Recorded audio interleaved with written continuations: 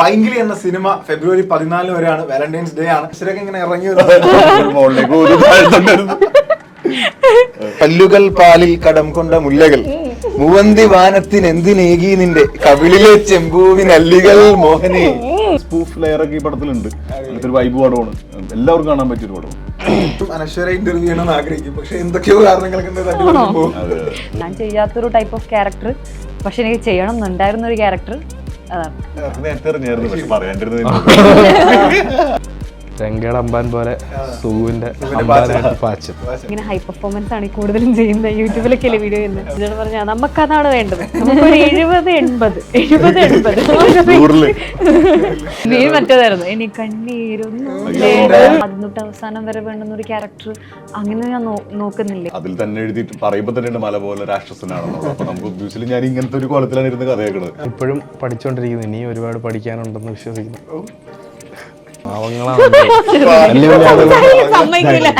ഞങ്ങള് കിടന്നാക്കി ഇരുന്ന സ്ഥലമൊക്കെ കണ്ടില്ലേ, അവിടുത്തെ വിറക് വരയിലാണ് കസേരയിട്ടിരുന്നത്. കരഞ്ഞ കാര്യം എല്ലാരും ചോദിച്ചു. അങ്ങനെ അതിപ്പോ ഒരു കോമഡിയായി മാറിയിട്ടുണ്ട്. ഇങ്ങനെ കേട്ട് നമ്മള് ബാക്ക്ഗ്രൗണ്ട് സ്റ്റോറി അതുകൊണ്ട് ഞങ്ങൾ ഇങ്ങനെ പറയാണ്. ഇൻസ്റ്റാഗ്രാമിലായി ഞാൻ പുതിയൊരു മ്യൂസിക് ഇട്ട് വന്നിട്ടുണ്ട്. പുതിയ മ്യൂസിക്കില് വേറെ പുതിയൊരു കട്ട് ഞാൻ അത് കൊടുത്തിട്ടില്ല, കണ്ടിട്ടുണ്ട്. കൊടുത്തിട്ടുമില്ല, കിട്ടിയിട്ടുമില്ല. കൊടുത്തിട്ട് കിട്ടിയില്ല. നിങ്ങൾക്കത് എങ്ങനെ വേണേലും കാണാം. മേടിച്ചെടുക്കാനുള്ള സാമ്പത്തിക സ്ഥിതി ഉണ്ടായില്ല.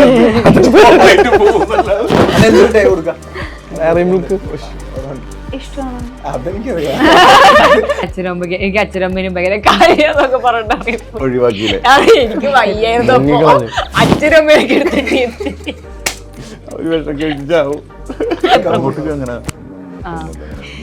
ഒന്നും കറക്കി പിടിക്കുന്നു, ഡയറക്റ്റ് കാര്യം പറയുള്ളൂ. അത്രോളതാണ് പരിപാടി കാര്യം. അതുകൊണ്ടായിരിക്കും ചിലപ്പോ അവര് നോയൊക്കെ അടിച്ചു പോയത്. എഴുതാറ് കുറച്ച് ഭയങ്കര രീതിയിൽ പ്രപ്പോസ് ചെയ്യാറ് ചിലപ്പോ അതൊക്കെ വർക്കൗട്ട് ആയെന്ന് തോന്നുന്നു.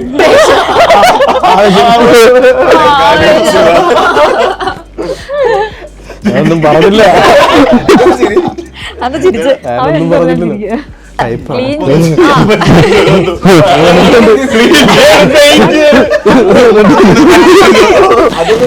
എന്ന് പറഞ്ഞാൽ ഏത് സിനിമ പൈങ്കിളി കണ്ടിട്ടില്ല. അതിപ്പോ തിയേറ്ററിൽ പോയി കണ്ടിട്ട് ഒറ്റിറ്റിൽ വരുമ്പോ നിങ്ങൾ ഊണയിക്കുമ്പോ കണ്ടാ മതി. നമ്മ പിന്നെ ചോറിനുമ്പോ കാണാൻ വിചാരിക്കല്ലേ.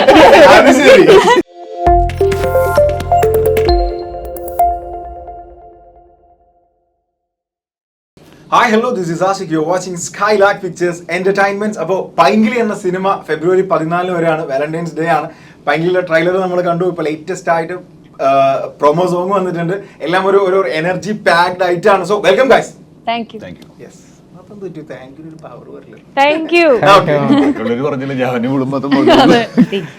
നമ്മുടെ കൂടെ അനശ്വര ഉണ്ട്, സജിൻ ബ്രോ ഉണ്ട്, റോഷൻ ഉണ്ട്, ആൻഡ് ജിസ്മ വിമലൻ. അപ്പോ ഇനി ഞാൻ ആ ട്രെയിലർ കണ്ട സമയത്ത് എനിക്ക് ഭയങ്കര സന്തോഷം തോന്നി. കാരണം കുറെ മലയാള സിനിമക്ക് കുറെ അന്യമാകുന്ന കുറെ അത്തരം ഒരു ഓടിക്കളിയും പരിപാടീസൊക്കെ ഉണ്ട്. ഇതൊക്കെ നമുക്ക് കാണാൻ പറ്റും. നമ്മള് അനശ്വരൊക്കെ ഇങ്ങനെ ഇറങ്ങി അത് ശരിക്കും മിസ് ചെയ്യുന്നുണ്ടായിരുന്നു. എന്നിലെ പ്രേക്ഷകരൊന്ന് മിസ് ചെയ്യുന്നുണ്ടായിരുന്നു. സോ അത് കണ്ടപ്പോ ഭയങ്കര സന്തോഷം തോന്നി. ശരിക്കും എന്താണ് പടത്തിന്റെ ഓള, എങ്ങനെയാണ് പടം? ഭയങ്കര എക്സെൻട്രിക് ആണ് എല്ലാ ക്യാരക്ടേഴ്സും. അപ്പോൾ ഈ പറഞ്ഞ പോലെ ഭയങ്കര ഫണ്ണാണ് പടം. മൊത്തം ഹ്യൂമർ റോംകോമാണ് പരിപാടി. പറഞ്ഞ പോലെ ആവേശത്തിന് ശേഷം ജിത്തു എഴുതുന്ന സിനിമയാണ്. ശ്രീധരനാണ് ഡയറക്റ്റ് ചെയ്യുന്നത്. ശ്രീധരൻ മനസ്സിലായില്ലേ, ആക്ടർ. അപ്പോൾ പുള്ളിയാണ് ഡയറക്റ്റ് ചെയ്യുന്നത്. അപ്പോൾ നമ്മളതിന് ശേഷം റോഷനൊക്കെ ഉണ്ട്, ഇവരൊക്കെ ഉണ്ട്. എല്ലാവരും ഒരുമിച്ച് നമ്മൾ ആലുവയിൽ ഭയങ്കര ഫണ്ണായിട്ട് ഷൂട്ട് ചെയ്യുന്നു. പക്ക ഭയങ്കര കളർഫുൾ എന്റർടൈനർ ആയിരിക്കും.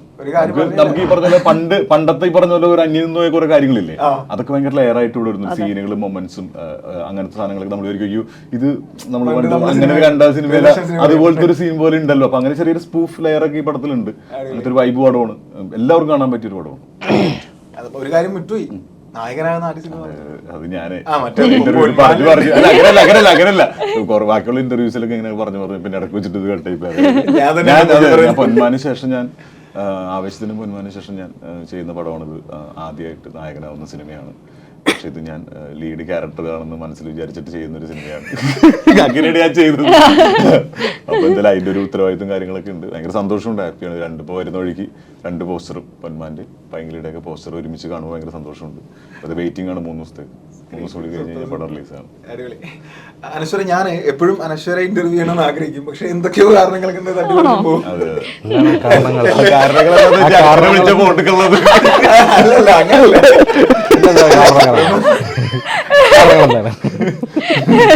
ഞാൻ വിളിച്ചിട്ടുണ്ടെന്നല്ല, നമ്മള് പ്രൊമോഷൻ ഇന്റർവ്യൂസ് വരുന്ന സമയത്ത് പലപ്പോഴും അനശ്വര ഒരു പടത്തിന്റെ ശരി രേഖാചിത്രത്തിന് നമ്മള് വരുന്ന സമയത്താണെങ്കിലും ശരി എനിക്ക് പല കാരണങ്ങളെ കൊണ്ട് അത് മിസ്സായി പോകാറുണ്ട്. സോ ഫൈനലി എനിക്ക് മീറ്റ് ചെയ്യാൻ പറ്റി. ഞാൻ അനശ്വരക്ക് വേണ്ടി ഒരു സംഭവം സെറ്റ് ചെയ്ത് വെച്ചിട്ടുണ്ട്, പൈങ്കിളിയായിട്ട് ബേസ് ചെയ്തിട്ടാണ്. അത് നമുക്ക് പിന്നെ പറയാം. അപ്പൊ എന്താണ് ക്യാരക്ടർ? എന്റെ ക്യാരക്ടറിന്റെ പേര് ഇതിനകത്ത് ഷീബ ബേബി എന്നാണ്. പറഞ്ഞ പോലെ പടത്തിന്റെ മൊത്തത്തിലെ വൈബ് ഒരു കുറച്ച് ലൗഡായിട്ടുള്ള സിനിമയാണ്. അതേപോലെ എൻ്റെ ക്യാരക്ടറും കുറച്ച് ലൗഡാണ്, കുറച്ച് ഹൈ ആയിട്ടുള്ള, കുറച്ച് മീറ്ററിൽ ഞാൻ ഇതുവരെ ചെയ്തതിൽ നിന്ന് ഭയങ്കര ഡിഫറെന്റ് ആയിട്ടുള്ള, ഭയങ്കര ഓവറായിട്ട് ഞാൻ ചെയ്ത് വെച്ചേക്കുന്ന എല്ലാവരും. അതെ അതെ, എല്ലാ ക്യാരക്ടേഴ്സിന്റെ പേരും ഭയങ്കര ഡിഫറെന്റ് ആണ്. അതെ, ഷീബ എന്ന് പറഞ്ഞ പോലെ ഷീബ ബേബി, സുഗു സുജിത് കുമാർ, പാച്ചൻ, സുമ, സുമ, ചന്ദ്രചേട്ടന്റെ പേര് കുഞ്ഞായി, അനീഷ്, മാത്രം വിളിക്കുന്നതാണ്. നമ്മളൊക്കെ വിളിക്കുന്ന കുഞ്ഞായി എന്നുള്ളത് അല്ലേ? പറഞ്ഞു. അപ്പൊ അങ്ങനെയുള്ള ക്യാരക്ടറാണ് എന്റെ. ഞാൻ ചെയ്യാത്തൊരു ടൈപ്പ് ഓഫ് ക്യാരക്ടർ, പക്ഷെ എനിക്ക് ചെയ്യണം എന്നുണ്ടായിരുന്ന ഒരു ക്യാരക്ടർ അതാണ്. പറയും, നമ്മള് ആവേശത്തിനാണ് ഒരുമിച്ചിരുന്നത്, അതിനുശേഷം വീണ്ടും ടീമിലേക്ക് വരുന്നു.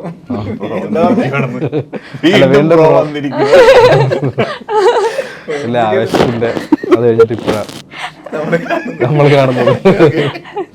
ശരി പറയൂ, ജിത്തു ചേട്ടൻ ആരാണ് ഫസ്റ്റ് കോൾ ചെയ്യുന്നത്? ജിത്തു ചേട്ടനാണ് ചെയ്യുന്നത്. ആവേശത്തിന്റെ ഡബ് കഴിഞ്ഞ സമയത്ത്, ആവേശം റിലീസ് ആവുന്നതിന് മുമ്പ്. ഓക്കെ, അപ്പോഴേ പറഞ്ഞിട്ടുണ്ട്. നേരത്തെ അറിഞ്ഞായിരുന്നു, പക്ഷെ പറയാണ്ടിരുന്നത്. അന്ന് നമ്മള് ചോദിച്ചിരുന്നേ എന്തെങ്കിലും പ്ലാൻസ് ഉണ്ടോ. പിന്നെ ആ സമയത്ത് കറക്റ്റ് ജിത്തു അറിയട്ടെ എന്ന് വിചാരിച്ചിട്ട് തന്നെ. അപ്പൊ നമ്മൾ പറയാനും പറ്റത്തില്ലല്ലോ, ഇന്നുമാണ് ചോദിച്ചോണ്ടിരിക്കുന്നത്. അപ്പൊ ഡബ് കഴിഞ്ഞ സമയത്ത് ജിത്തു ചേട്ടൻ വിളിച്ചിങ്ങനെ പറഞ്ഞതാ. അപ്പൊ എനിക്ക് വേറെ ഒന്നും നോക്കാനില്ലായിരുന്നു. ജിത്തു ചേട്ടൻ ഇതില് റൈറ്റ് ചെയ്യുന്ന പടം, ശ്രീധരൻ ഡയറക്ടർ, സജി ചേട്ടൻ ലീഡ് ചെയ്യുന്നു. അപ്പോൾ അതിലൊരു ഭാഗമാകാൻ കഴിഞ്ഞതിൽ ഭയങ്കര ഭാഗ്യം. സജി ചേട്ടൻ്റെ ആദ്യത്തെ ഹീറോ ആയിട്ടുള്ള പടമാണല്ലോ, അപ്പോൾ അതിൽ കൂടെ സപ്പോർട്ടിങ് ക്യാരക്ടറായിട്ട്. ഇപ്പോൾ രംഗയുടെ അമ്പാൻ പോലെ സുഗുവിൻ്റെ അമ്പാനായിട്ട് പാച്ചൻ. അങ്ങനെ ഇസ്മ പറയൂ, ശരിക്കും ആദ്യം കഥാപാത്രത്തെ പറ്റി പറയും. സുമ എന്നാണ് ക്യാരക്ടറിന്റെ പേര്. കൂടുതൽ എനിക്ക് കഥാപാത്രത്തിനെ പറ്റി പറയാൻ പറ്റില്ല. ഇല്ല, അങ്ങനെയല്ല. അതെ, കുറച്ച് അത് സ്പോയിലർ ആവും. അതുകൊണ്ട് പിന്നെ ഞാൻ മുമ്പ് ചെയ്തിട്ടുള്ള ക്യാരക്ടറിനായിട്ടൊക്കെ സിമിലാരിറ്റി ഉള്ള ഒരു സാധനമാണെന്നാണ് എന്നോട് പറഞ്ഞിട്ടുണ്ടായിരുന്നു കഥ പറയുമ്പോൾ. അങ്ങനത്തെ ഒരു സംഭവമാണ്. അപ്പം എനിക്ക് എന്താ എൻ്റെ അടുത്ത് കഥ പറയുമ്പോൾ തന്നെ ചിത്രം പറഞ്ഞിട്ടുണ്ടായിരുന്നു. ഞാൻ പറഞ്ഞു നമ്മളിങ്ങനെ ഹൈ പെർഫോമൻസ് ആണ് ഈ കൂടുതലും ചെയ്യുന്നത്, യൂട്യൂബിലൊക്കെ അല്ലേ വീഡിയോ ചെയ്യുന്നത്.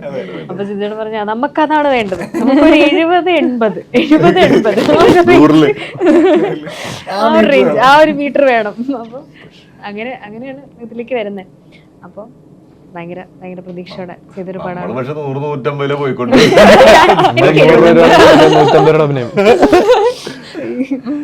ഓക്കെ, ശരിക്കും ജിത്തു മാധവൻ എന്നൊരു റൈറ്റർ ആയാലും ഡയറക്ടർ ആയാലും അദ്ദേഹം സോഷ്യൽ മീഡിയയിൽ നിന്ന് തിരഞ്ഞെടുക്കുന്ന ചില രത്നങ്ങളുണ്ട്. ആ രത്നങ്ങളിൽ എല്ലാവരും എനിക്കറിയാം, ഇപ്പോൾ 2 ആളുകളെ നമുക്ക് നേരെ അറിയാവുന്ന ആളുകളാണ്. അപ്പോൾ ശരിക്കും ഈ ഒരു കോൾ ജിത്തു സാറിന് തന്നെയായിരുന്നു ഫസ്റ്റ് കോൾ? ഷിഫ്നയാണ് ആദ്യം എൻ്റെ കോൺടാക്ട് എടുത്തത്. അതെ, ഷിഫ്നയാണ് എനിക്ക് രോമാഞ്ചം ഇറങ്ങുന്നതിന് മുമ്പേ എനിക്ക് ഇൻസ്റ്റാഗ്രാമിൽ കോൺടാക്ട് ചെയ്തിട്ടുണ്ടായിരുന്നു. രോമാഞ്ചം എന്ന് പറഞ്ഞൊരു മൂവിയുടെ പോസ്റ്ററൊക്കെ ഇറങ്ങി ഒരു ഡിലേ കഴിഞ്ഞിട്ടല്ലേ പടം റിലീസായത്. ആ ഗ്യാപ്പിനിടയിൽ എനിക്ക് കോൺടാക്ട് ചെയ്തിട്ടുണ്ടായിരുന്നു ഇൻസ്റ്റാഗ്രാമിൽ, എൻ്റെ നമ്പർ എടുത്തിട്ടുണ്ടായിരുന്നു. അത് കഴിഞ്ഞ് കുറേ നാൾ കഴിഞ്ഞിട്ട് ആവേശം ട്രെയിലർ ഇറങ്ങുന്ന ടൈമിലാണ് ജിസ്റ്റേട്ടൻ്റെ കോൾ വരുന്നത്. ഇതുപോലെ എന്താ മെസ്സേജായിട്ടാണ് വന്നത്. പിന്നെ പിറ്റേ ദിവസമാണ് ഞാൻ കോൾ ചെയ്തത്. അപ്പം ജിജുചേട്ടൻ ഇങ്ങനെ പറഞ്ഞൊരു, ഞാൻ വിചാരിച്ചത് ആവേശത്തിൻ്റെ പ്രൊമോഷൻ റിലേറ്റഡ് ആയിട്ട് എന്തെങ്കിലും പറയാനായിരിക്കും. അപ്പം ഞാനും ഇതുപോലെ ഇങ്ങനെ ഡിസ്കസ് ചെയ്തു, നമുക്ക് എന്തായാലും അത് ചെയ്യണം, കാരണം ഫഹദ് ഖാൻ്റെ പടം എന്നൊക്കെ പറയുമ്പം അത് എന്തായാലും നമുക്ക് ചെയ്യണം. അങ്ങനെ പറഞ്ഞിട്ടാണ് ഞങ്ങളിങ്ങനെ ഇരുന്നത്. അപ്പോൾ ജസ്റ്റ് രാവിലെ വിളിച്ചപ്പോൾ തന്നെ പുള്ളി ഒരു കഥ പറയാനാണ്, ഇങ്ങനെ സഞ്ജേട്ടൻ ചെയ്യുന്ന മൂവിയാണ്, അതിലൊരു ക്യാരക്ടർ ഉണ്ട്, സ്റ്റോറി കേൾക്കാൻ ഇൻട്രസ്റ്റഡ് ആണോ, ഏതെങ്കിലും മൂവി കമ്മിറ്റ് ചെയ്തിട്ടിരിക്കണം. ഞാൻ പറഞ്ഞു അല്ല, ഒന്നും കമ്മിറ്റ് ചെയ്തിട്ടില്ല, കഥ കേൾക്കാമെന്ന് പറഞ്ഞു. അന്ന് തന്നെ ഞങ്ങൾ പോയി മീറ്റ് ചെയ്തു. സ്റ്റോറി കേട്ടപ്പോൾ ഭയങ്കര ഇഷ്ടമായി. എന്നിട്ട് അങ്ങനെയാണ് വന്നെ. Okay, how was that moment? ശരിക്കും ഇപ്പോൾ ലേറ്റസ്റ്റ് ആയിട്ട് കോളേജ് പ്രൊമോഷൻസിൽ വന്നിട്ട് ഇങ്ങനെ സംസാരിക്കാൻ പറ്റാതെ ഈ ആരവങ്ങൾക്കിടയിലല്ലേ ഒരു സ്വപ്നം സാഫല്യം പോലെ കാണുമ്പോൾ തിരിഞ്ഞു നടക്കുന്നുണ്ട് അനശ്വര, എന്താ പറയാ, അത് കെയർ ചെയ്യുന്നുണ്ട്. ശരിക്കും എന്തായിരുന്നു ആ ഫീൽ? എല്ലായിടത്തും music ഇടാൻ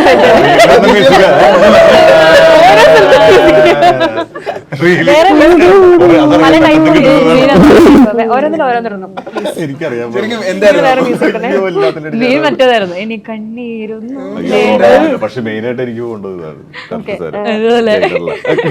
അതിനുശേഷം ഇൻസ്റ്റയിൽ ഒരു റൈറ്റപ്പും ചെയ്തിരുന്നു അല്ലേ?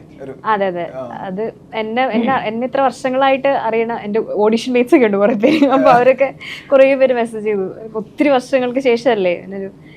അപ്പൊ എല്ലാരും ഭയങ്കര ഹാപ്പിയാണ് അത് അച്ചീവ് ചെയ്യാൻ പറ്റുന്നു എന്നുള്ളതിൽ. ജിത്തു ഒപ്പം ശ്രീചേട്ടൻ്റെ ഒപ്പം സഞ്ജയുടെ ഒപ്പം ഒക്കെ വർക്ക് ചെയ്യാൻ പറ്റുന്നു, അനശ്വരൻ്റെ ഒപ്പം ഫസ്റ്റ് മൂവി വർക്ക് ചെയ്യാൻ പറ്റുന്നു, അത് ഭയങ്കര വലിയൊരു അച്ചീവ്മെന്റ് ആയിട്ടാണ് ഞാൻ കാണുന്നത്. സൂപ്പർ, അടിപൊളി.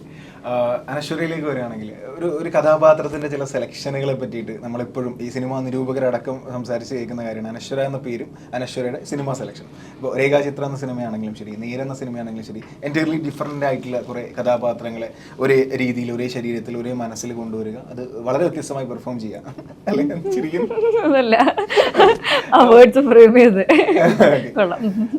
അപ്പോൾ ഈ ഒരു സെലക്ഷൻ പ്രോസസ്സ് എങ്ങനെയാണ്? അതായത് എന്താ പറയുക, ഭംഗിവാക്കായി പറയുകയല്ല, തൊട്ടതെല്ലാം പൊന്നായി തുടങ്ങുന്നുണ്ട്. അത് ഒരു വളരെ വലിയൊരു ഗുഡ് സൈൻ തന്നെയാണ്. സോ എന്താണ് ഈ സെലക്ഷൻ പ്രോസസ്സ്?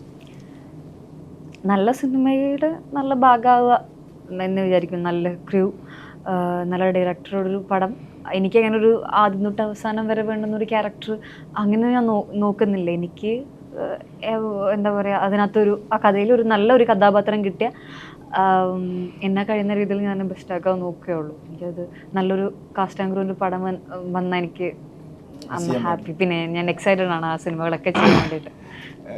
ഈ ഒരു നടിയായിരിക്കുക, ഇപ്പോൾ ഞാൻ പറയുന്നുണ്ടല്ലോ, ഈ നമ്മൾ സിനിമകൾ കണ്ടുകൊണ്ടേ ഇരിക്കുന്നുണ്ട് എല്ലാവരും. അപ്പോൾ ഒരു ആക്ട്രസ്സായി നിൽക്കുക, ഒരു ആക്ടറായി നിൽക്കുക എന്നുള്ളത് നമുക്കൊരു പോളിഷിങ് എപ്പോഴും ആവശ്യമാണല്ലോ. നമ്മളെ തന്നെ നിരന്തരം നവീകരിക്കുക, പുതുക്കുക, അങ്ങനത്തെ ഒരു പ്രോസസ്സിങ്ങിലൂടെയാണ് ഇത് പോയിക്കൊണ്ടിരിക്കുന്നത്. ശരിക്കും അതിനായിട്ടൊക്കെ എന്തെങ്കിലും ഒരു പർട്ടിക്കുലർ പരിപാടി ചെയ്യാറുണ്ടോ? അങ്ങനെയായിട്ട് കുറച്ച് സിനിമകൾ കാണും, നല്ല സിനിമകൾ കാണും. പിന്നെ മെയിൻലി ഡയറക്ടറുടെ കോളാണ്. നമ്മൾ ഒരു ക്യാരക്ടർ വരുന്ന സമയത്ത് അവരുടെ വിഷൻ എങ്ങനെയാണോ അതിന് നമ്മളുടെ രീതിയിൽ ചെയ്യാന്നുള്ളതാണ്. അപ്പോൾ അവരുടെ അടുത്ത് ചോദിക്കുക, അവർ ആ ക്യാരക്ടറിനെ പറ്റി പറഞ്ഞിരുന്ന കാര്യങ്ങൾ കേട്ട് അതിനനുസരിച്ച് ചെയ്യുക. അങ്ങനെ ഞാൻ മെയിൻലി നോക്കാറുള്ളൂ. പിന്നെ ഗ്രാജുവലി ഇറ്റ് ഹാപ്പൻസ്. ആ ഒരു പോളിഷിങ് നമ്മൾ ഒബ്സർവ് ചെയ്തിട്ടും അല്ലാതെയും നമ്മളിൽ തന്നെ സംഭവിക്കുന്നുണ്ട്. നമുക്ക് ഇഷ്ടമുള്ളൊരു കാര്യം ചെയ്യുമ്പോൾ അങ്ങനെയാണല്ലോ it happens with the flow.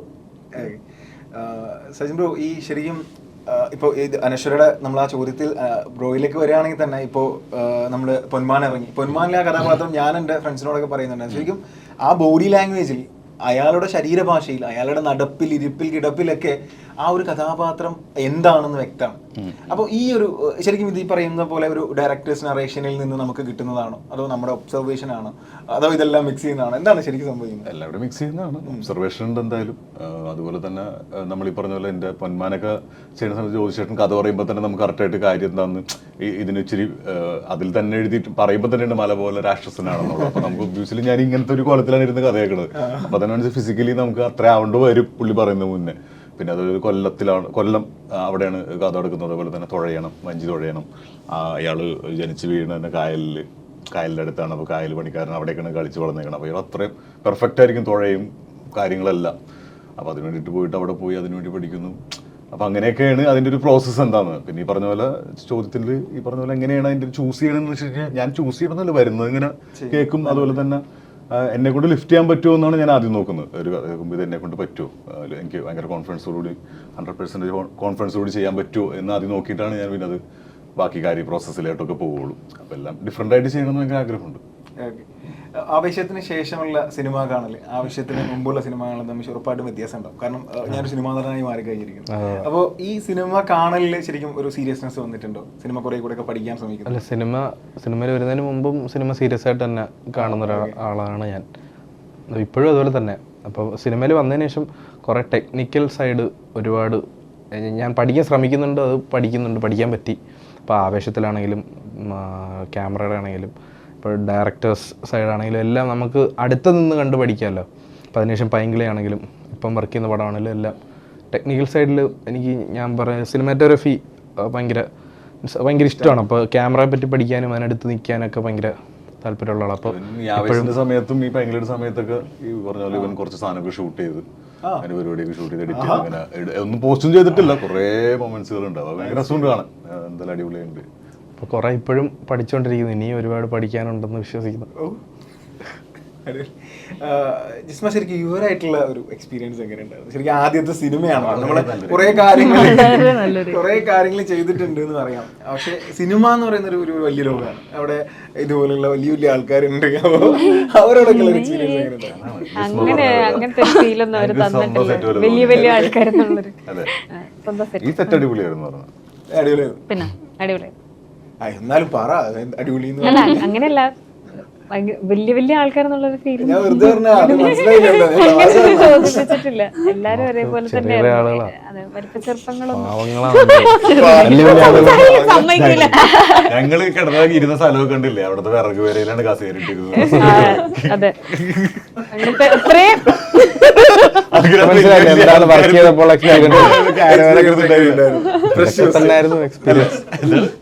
ഇതൊക്കെ തന്നെയായിരുന്നു കേട്ടുമടുത്തൊരു ചോദ്യം ഏതായിരുന്നു? ഇത് എന്റെ എന്റെ അടുത്താണ് ഇപ്പൊ ഈ ചോദിച്ച ചോദ്യം എല്ലാരും ചോദിച്ചു. കരഞ്ഞ കാര്യം എല്ലാരും ചോദിച്ചു. അങ്ങനെ അതിപ്പോ ഒരു കോമഡി മാറിയിട്ടുണ്ട്. സീരിയസ്ലി ഞാനത് പറഞ്ഞോട്ടെ, എന്നെ ടച്ച് ചെയ്തോണ്ടാണ് ഞാൻ പറഞ്ഞത്. അല്ല, എനിക്ക് മനസ്സിലായത് അല്ല, നമുക്കത് അങ്ങനെയായിരുന്നു അല്ലേ? നമ്മള് പിന്നെ ക്ലിയർ ആണ്. നമുക്ക് ഭയങ്കര ഇമോഷണലായ കാര്യമാണ്. നമ്മളും ഭയങ്കര കണ്ട സമയത്ത് ഇമോഷണലായി നമ്മളൊക്കെ പെട്ടെന്ന് കരയാണ് നോക്കിയതാ. ഈ നമ്മളൊക്കെ ഇന്റർവ്യൂവിന് നമ്മളിങ്ങനെ പറഞ്ഞ് ഇങ്ങനെ കേട്ട് നമ്മള് ബാക്ക്ഗ്രൗണ്ട് സ്റ്റോറി തുടങ്ങിയതാ. അതെ, എല്ലാരും കണ്ട് എനിക്ക് ഡെയിലി ഓരോ സാധനം വരും. മനുഷ്യരിങ്ങനെ ഇൻസ്റ്റാഗ്രാമിലായി ഞാൻ അയച്ചു പുതിയൊരു മ്യൂസിക് ഇട്ട് വന്നിട്ടുണ്ട്. പുതിയ മ്യൂസിക്കില് വേറെ സെയിം സാധനം. നമുക്ക് ചെറിയ കുറച്ച് ഷോർട്ട് ക്വസ്റ്റ്യൻസിലേക്ക് പോവാം. അത് അടിപൊളിയായിരിക്കും.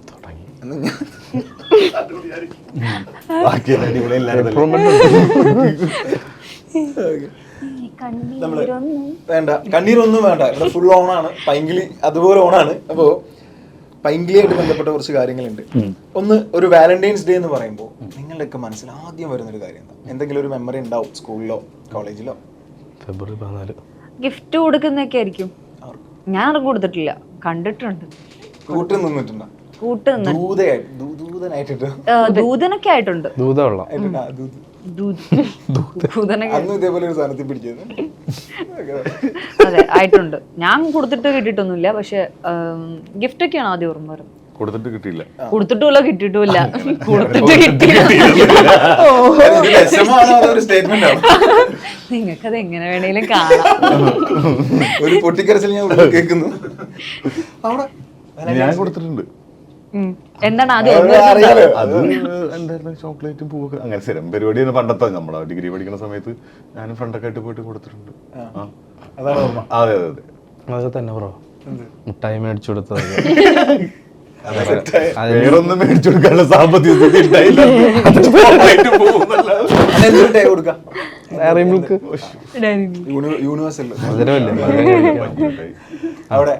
എനിക്ക് അങ്ങനെ ഒരു ഡേ ഉണ്ടായിട്ടില്ല. ഞങ്ങൾ അങ്ങനെ ഒരു ഡേ സെലിബ്രേറ്റ് ചെയ്തിട്ടില്ല. അത് പറയാതെ ഫിനിഷ് ചെയ്യണം. എല്ലാ ദിവസവും വാലന്റൈൻസ് ഡേ ആണല്ലോ.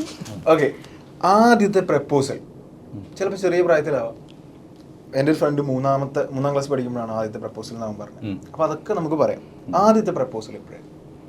പ്രപ്പോസൽ പറഞ്ഞിട്ടില്ല എന്നുള്ളത് ഓക്കെ, കിട്ടിയിട്ടുണ്ടാവില്ലേ? എപ്പോഴായിരുന്നു? ഓർമ്മയുണ്ടോ? 8-ല് 7-ല് 8-ല് എങ്ങനെ പഠിക്കും. 8-ല് പറയുമ്പോ സിനിമ വന്നോ? ഇല്ലില്ല, വന്നിട്ടില്ല. സിനിമയിൽ എത്തുന്നതിന് അതിന് മുന്നേ. ആണോ? എന്താ പറഞ്ഞത്? ഓർമ്മയുണ്ടോ? ഇഷ്ടമാണ്. അതെനിക്കറിയാം.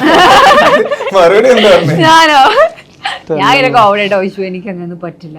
എന്റെ അച്ഛനമ്മക്ക്, എനിക്ക് അച്ഛനമ്മേനും ഭയങ്കര കാര്യന്നൊക്കെ പറഞ്ഞിട്ട് എനിക്ക് വയ്യായിരുന്നു. അച്ഛനമ്മയൊക്കെ എടുത്തിട്ട്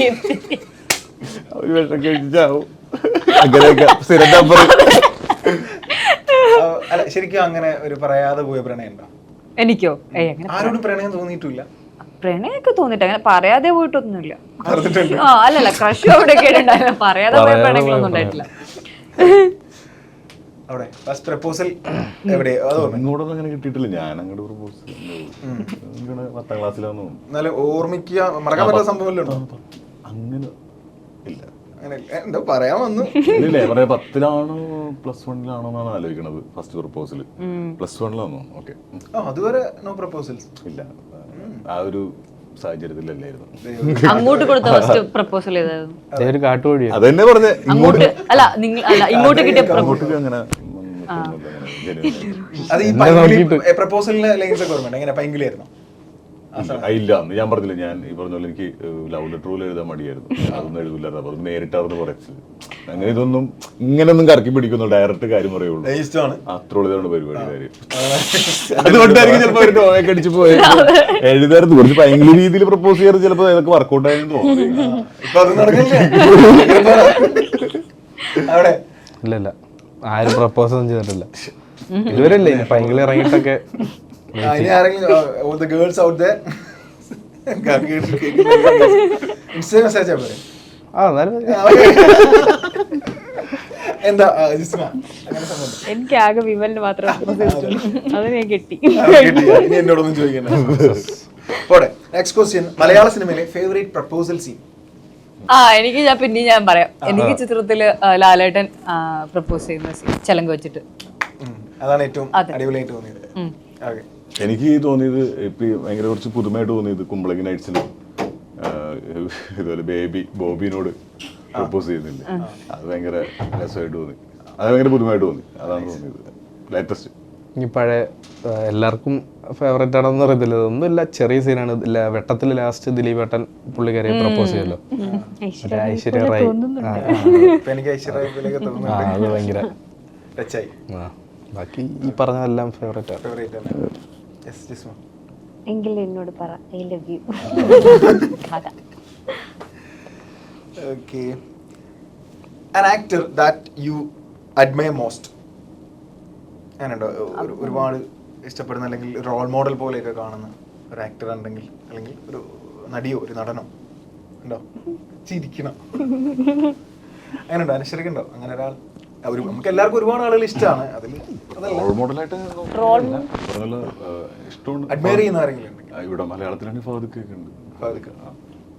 എനിക്ക് ലാലേട്ടൻ, ഉർവശിമ.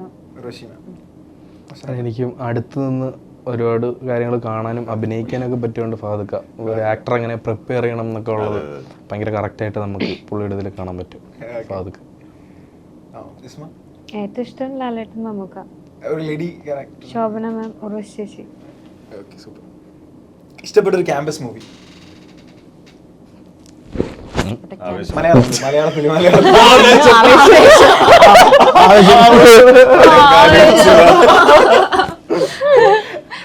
എല്ലാവർക്കും ആവേശം. എന്തൊരാവേശം! നമുക്ക് ആവശ്യമല്ല. ആരിലും ഉത്തരം പറഞ്ഞിരിക്കും. ശരിക്കും ഉള്ളിലുള്ള കാര്യം പറയാം. അല്ല, നിങ്ങൾ പറഞ്ഞത് എനിക്ക് മനസ്സിലായി. സിൻസിയറാണ്. രണ്ടുപേരും പറഞ്ഞിട്ട് ഏറ്റവും ഇഷ്ടപ്പെട്ട എനിക്ക് അതെ അതെ ആവേശത്തിലെ ക്യാമ്പസ് സീനൊക്കെ ക്യാമ്പസും ചെയ്യണം, പക്ഷെ ഫോക്കസ് അതിലെല്ലാം. പക്ഷെ നല്ല ക്യാമ്പസ് സീനുകളൊക്കെ ഭയങ്കര രസമായിരുന്നല്ലോ. ക്ലാസ്മേറ്റ്സ് എനിക്ക് ഹാപ്പി. നമ്മൾ അടിപൊളിയാ. ക്ലാസ്മേറ്റ്സ് ക്ലാസ്മേറ്റ്സ് ഹാപ്പി അല്ലേ? ഭയങ്കര സ്ട്രെസ് വരുമ്പോ എന്താ ചെയ്യും? എന്താ ഒന്നും പറഞ്ഞില്ല. അത് ചിരിച്ച് ഞാൻ ഒന്നെങ്കിൽ ഗാർഡനിങ് ചെയ്യും, അല്ലെങ്കിൽ പെയിന്റിങ് ഭയങ്കര ഇഷ്ടമാണ്. കാര്യമായിട്ട് സ്ട്രെസ് വരുമ്പോ പെയിന്റ് ചെയ്യും. ഞാൻ വാളില് ആർട്ട് ചെയ്യും, വരയ്ക്കും. അതെ അതെ അതെ, വരയ്ക്കും ശരിക്കും പെയിന്റ് ചെയ്യും, ചെടി നടും. സ്ട്രെസ് ഒക്കെ വരുമ്പോ എന്താ കൂട്ടുകാരായിട്ട് പോയി, എല്ലാരും ചെയ്യുന്ന പോലെ കൂട്ടുകാരൊക്കെ ആയിട്ട് പോയി സ്ട്രെസ് ഒക്കെ റിലീഫ് ആക്കിയിട്ട് പോയി. പിന്നെ ഉറങ്ങുകയും ചെയ്യും കേട്ടോ.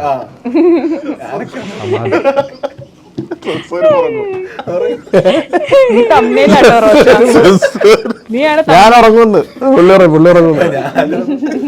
സ്ട്രെസ് കഴിഞ്ഞിട്ട് ഉറങ്ങും, സ്ട്രെസ് റിലീഫ് ആയതിനു ശേഷം. ചിലപ്പോ ഇങ്ങനെ ഫ്രണ്ട്സായിട്ട് തന്നെ പരിപാടി. ഫ്രണ്ട്സ് വണ്ടിയൊക്കെ എടുത്ത് ഇങ്ങനെ ഡ്രൈവൊക്കെ പോകും. ഫ്രണ്ട്സിന്റെ അടുത്ത് പോയി കമ്പനി അടിച്ചിരിക്കുക എന്നുള്ളതാണ് പരിപാടി. അപ്പൊ ഓക്കെ. പിന്നെ ഈ ഒറ്റയ്ക്ക് കുറച്ച് നേരം വെറുതെ ഇരിക്കും. ശരി. ക്ലീൻ ചെയ്യും സ്ട്രെസ് ഒക്കെ വരുന്ന സമയത്ത്. കണ്ടോ എന്നെ പോലെ ഒരാളെ കണ്ടു. ഇവരൊക്കെ എങ്ങനെ പല അല്ല type ആ. Clean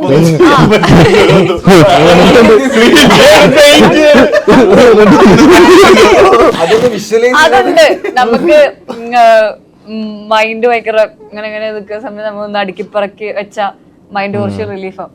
you should try it. Yes. എന്തായാലും ഇപ്പൊ സ്ട്രെസ് വരെയില്ലെന്ന് ഉറപ്പായി. വീട്ടിലടിച്ചു വരണ്ട് നമ്മളെ ചോദിച്ചാ അടുക്കി വെച്ച് തീർത്ത്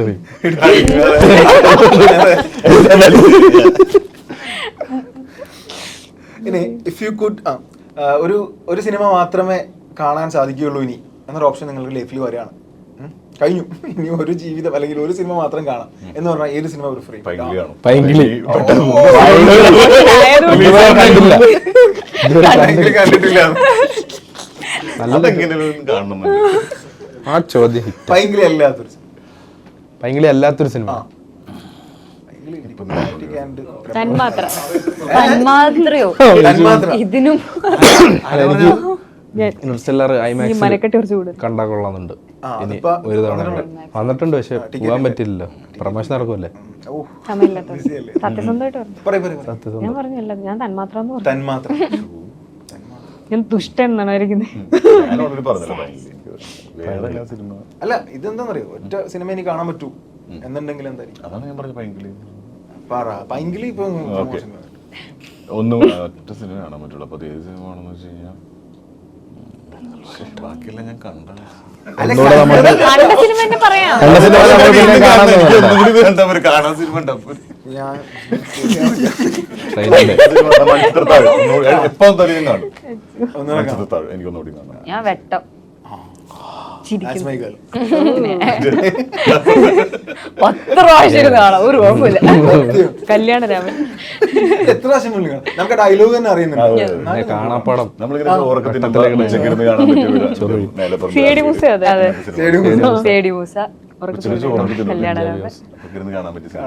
അതെ. അത്തരത്തിലുള്ള സിനിമ തന്നെയല്ലേ ഭയങ്കര? ഉറപ്പായിട്ടും. അതിപ്പോ തിയേറ്ററിൽ പോയി കണ്ടിട്ട് ഒറ്റിറ്റിൽ വരുമ്പോ നിങ്ങൾ ഊണയിക്കുമ്പോ നമ്മ പിന്നെ ചോറിനുമ്പോ കാണാൻ വിചാരിക്കില്ലേ? അത് ശരി. എന്നാ പിന്നെ ചോറ് തിയേറ്ററിൽ ചോറ് കൊടുക്കാം. ചോറ് പൊതിയായി പിടി. ചോറ് മതി തിയേറ്ററിൽ പിടി. അവര് വെയിറ്റ് ചെയ്ത് ചോറ് ഇരുന്ന് കാണാൻ. അത് പിന്നെ അങ്ങനെ തന്നെ മതി. ഓക്കെ, അപ്പൊ പോപ്കോൺ കഴിച്ചും കാണാം. Okay, what's a one habit, ഒരു ഹാബിറ്റ് ലൈഫിൽ ഒരിക്കലും നിങ്ങൾ മിസ് ചെയ്യില്ല, എന്ത് വന്നാലും ഞാൻ അത് ചെയ്യും? എന്താ? അങ്ങനൊരു ഇതില്ല. ഞാനത് ആദ്യമേ ബ്രേക്ക് ചെയ്തായിരുന്നു എല്ലാം ഈ പറഞ്ഞ പോലെ. അല്ല, ഹാബിറ്റ് ഞാൻ ഇപ്പൊ ചിലപ്പോൾ എക്സസൈസ് എന്ത് വന്നാലും സ്കിപ്പ് ചെയ്യില്ല, ബ്രേക്ക്ഫാസ്റ്റ് സ്കിപ്പ് ചെയ്യില്ല, അങ്ങനെ അത് സ്കിപ്പ് ചെയ്യാറുണ്ടോ? ഇല്ല, അതല്ല പറഞ്ഞ സ്കിപ്പ് ചെയ്യാൻ പറ്റില്ല. ശരിയല്ലേ? അല്ലേ? അവിടെ അതെ അതെ കാര്യങ്ങളുണ്ടല്ലോ. അതെ അതെ അതെ.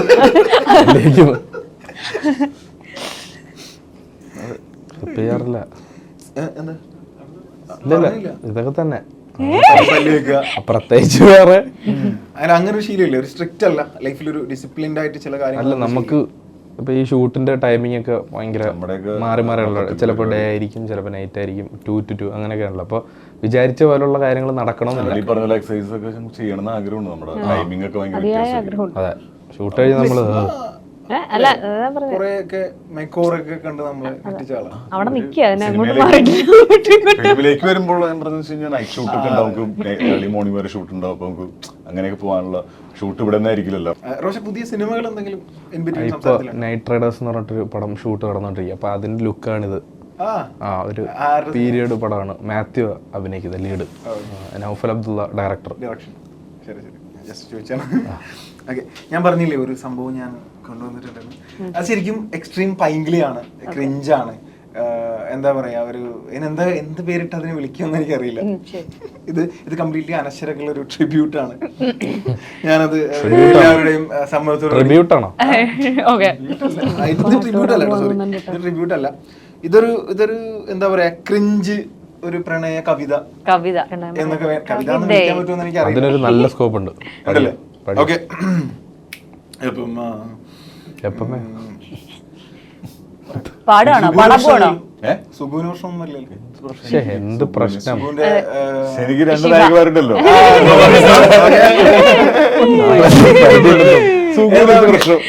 അനശ്വര ഇംപ്രസ്ഡ് ആവണം. ഓക്കെ. അശ്വരമീ ലോകം അനശ്വരമാകുന്നു, വിശ്വമോ സുന്ദര സ്വർഗമായി തീരുന്നു. Wow. അനശ്വരെ നീ തീർക്കും ഈ നയന മുനയന്റെ നെഞ്ചിൽ പിടഞ്ഞുടയുന്നു പൊന്നോമനെ. സോറി, കണ്ണുകൾ കാന്തകൾ ലോലിനി വല്ലികൾ, പല്ലുകൾ പാലിൽ കടം കൊണ്ട മുല്ലകൾ, മൂവന്തി വാനത്തിന് എന്തിനേകി നിന്റെ കവിളിലെ ചെമ്പൂവിനല്ലികൾ മോഹനെ. ഏകുനീ ഏകനാം ഈ മോഹ ഭിക്ഷുകൻ 1000 അനുരാഗ മേഘജാലം, അനുവദിച്ചിടു നീ ആ സ്നേഹമുറ്റത്തൊരാവണി തെന്നലായി വന്നു ചേരാൻ. ഇല്ലെങ്കിൽ ഇല്ലില്ല ഈ ജന്മ നൗകയിൽ ഇനിയില്ലൊരുത്തിയും 100 പ്രണയങ്ങളും. വളപ്പോൾ നാരായണ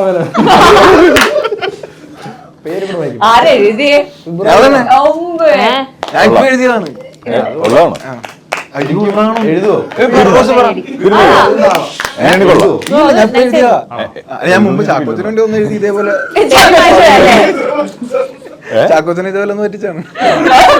അപ്പൊ ആദ്യത്തെ മറ്റേ അനശ്വരമായ ഇല്ല, അത് വേറെയാണ്. അതായത് സുന്ദരനമ്പിളി പോനൊരുവൻ വാനമമ്പലത്തിങ്കൾ തിളക്കമുള്ളൂ എന്നൊക്കെ പറഞ്ഞു. അങ്ങനെ സ്പോട്ടിലൊക്കെ കവിത എഴുതും. പോട്ടിലല്ല, കുറച്ച് സമയം ഉണ്ടായിരുന്നു. കവിത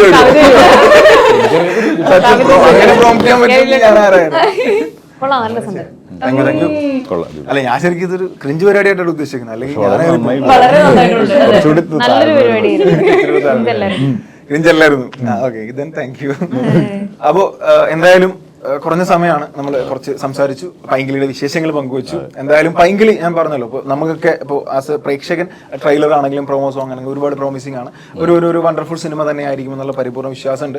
സോ ഫൈനലി എന്താണ് നിങ്ങൾക്ക് പ്രേക്ഷകരോട് പറയുന്നത്? പടം പോയി എന്തായാലും ഫെബ്രുവരി 14 പോയി കാണുക. വാലന്റൈൻസ് ഡേക്ക് ഫാമിലി ആയിട്ടും കുട്ടികളായിട്ടും എല്ലാവരുമായിട്ട് പോയി കാണുക. എല്ലാവർക്കും ഇഷ്ടപ്പെടും. ലവേഴ്സ് ആയിട്ടും പോയി കാണാം. ഫെബ്രുവരി 14 റിലീസ്. വാലന്റൈൻസ് ഡേ മാത്രമല്ല, പൈങ്കിളി റിലീസ് ആവുന്നുണ്ടെന്ന് ഓർമ്മിപ്പിക്കുന്നു. പാട്ടും ട്രെയിലറും ഇപ്പൊ 2 സോങ്സ് ഇറങ്ങി, ഒരു ട്രെയിലർ ഇറങ്ങി. അതും ഇതൊക്കെ കണ്ടിട്ട് നിങ്ങളുടെ ഒരു വൈബാണ്, നിങ്ങളുടെ ഒരു ടൈപ്പ് ഓഫ് പടമാണെന്ന് തോന്നുന്നുണ്ടെങ്കിൽ പടം തീർച്ചയായിട്ടും തിയേറ്ററിൽ പോയി കാണാം. വാലന്റൈൻസ് ഡേ ആണ് നിങ്ങൾക്ക് തീർച്ചയായിട്ടും ഇഷ്ടപ്പെടും. Okay, so thank you so much. Thank you. Thank you.